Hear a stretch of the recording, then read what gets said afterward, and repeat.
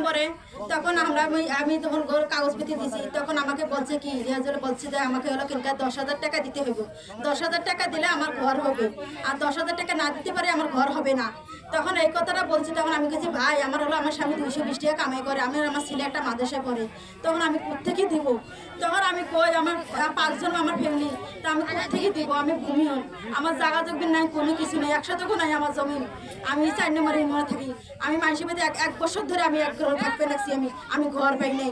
তখন আমার আমি যখন কান্না কুন্না করে করছি, তখন আমাকে বললো যে তাকে নিয়ে যাবো, কিবেল লেখলো, লেখিয়ে পারবো কি তোমাকে, আর তুমি চিন্তা করো না, তুমি ঘর পাইবা। তখন এই কথাটা বললো, তখন আমি যখন ঘর বিতরণ করে তখন আমি বলি ভাই আমার ঘর কই, কয় কি তোমার ঘরে নাম নাই? তখন নাম নাই যখন এই কথাটা বলে, তখন আমি সাংবাদিকরা আইছি, তখন আমি বলছি যে আমার রিয়াজুল মেম্বার আমার তুমি ঘর টাকা চাইছেন দেখি আমি ঘর পাইনি, টাকা দিলাম হয় তারা ঘর পাইলাম হয়, টাকা দিছি না দেখি আমি ঘর পাইছি না। এই নিয়ে ডাকলো, তখন আমি কাগজ নিলাম আমার হাত থেকে, নিয়ে দেওয়ার পরে কয় কি তোমার 2 জনকাকে আমাকে ধনার মধ্যে বান্ধিয়ে পিটাইবো।